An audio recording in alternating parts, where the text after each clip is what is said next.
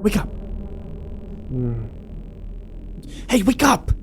My cousin shouted in a hushed tone while jerking my arm. Dude, it's 3 a.m. in the morning. What do you want? I was obviously annoyed and wanted to go back to the warmth of my blanket, but my cousin, accompanied by 3 others, were persistent enough to force me out of bed. Tonight's the night of Amavasya. The new moon night. Yeah, so what? I asked in a clearly frustrated tone. Interested in a test of courage? I should have said no. It was a few days after Durga Puja, the Hindu festival. After my relatives had come to the village to celebrate and were planning on leaving soon enough, my cousins had other plans before leaving.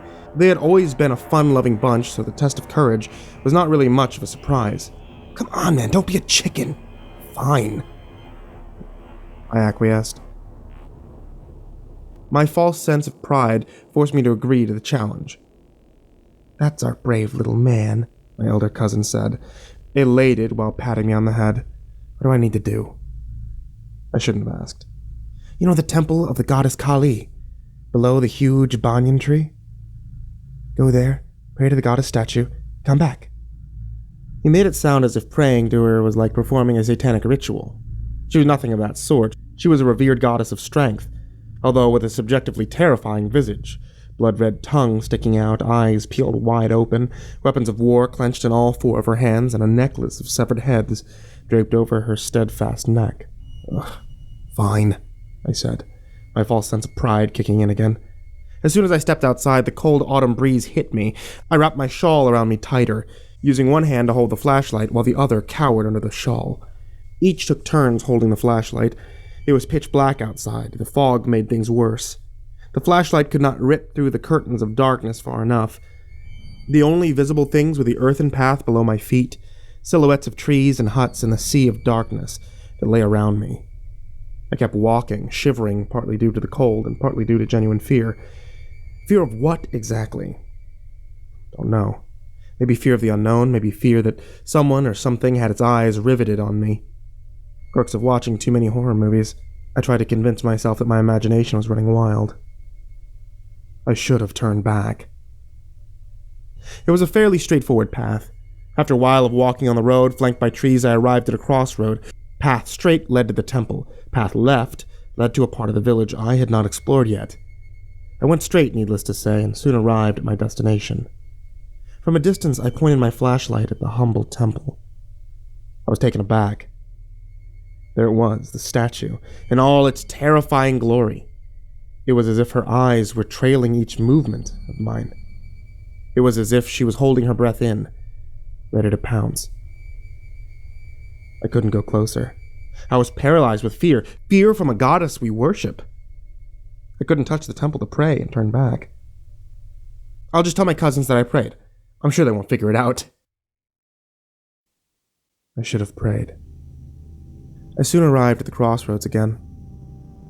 My feet moved faster with each step. I'm sure someone, or rather something, was following me. The sound of thudding footsteps did not sync with me running. My body acted on its own with a jerk of my flashlight pointing backwards. There was nothing. My fear didn't decrease one bit. I turned back on my way. It was. A silhouette of a lanky man standing right in front of me, and before I could even point my flashlight, the shadow leapt onto me, arms spread. My heart jumped into my mouth as if bottlenecking my ability to scream completely, mere seconds away from fainting. My God, you should have seen the look on your face. My 4 cousins started laughing.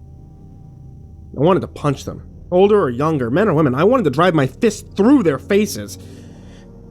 My shivering this time was out of pure, unbridled rage.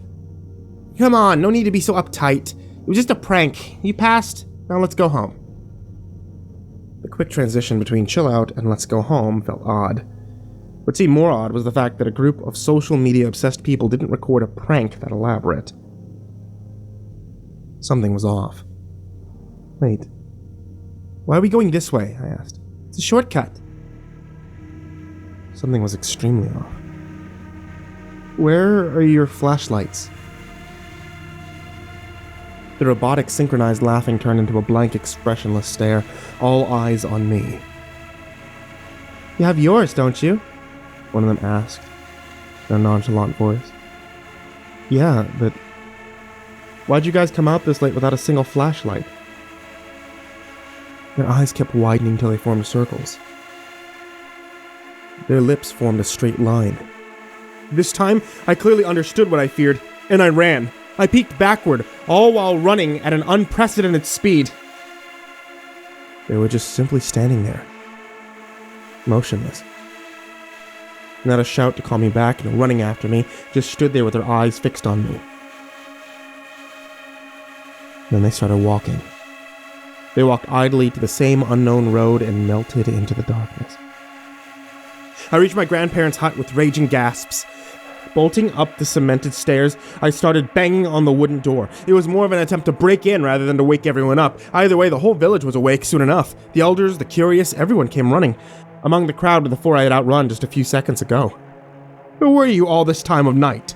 one of my cousins asked impatiently. It was no longer dark.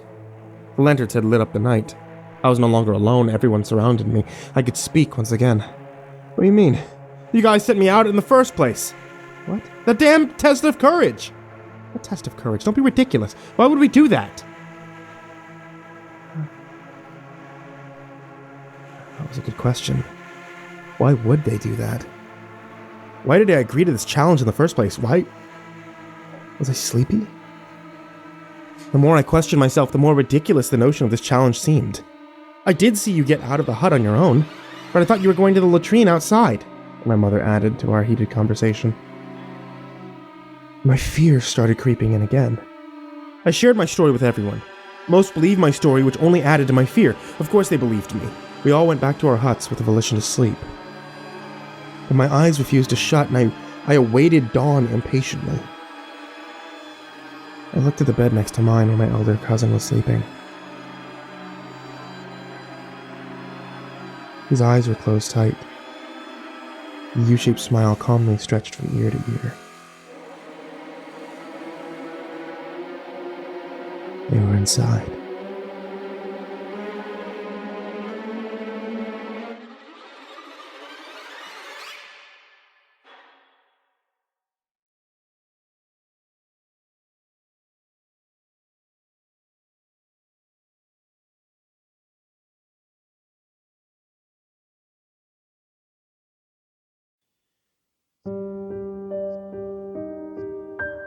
Hey there kids, and happy October. It's me, MrCreepyPasta, and I just wanted to tell you a couple things that are happening this October that haven't ever happened before.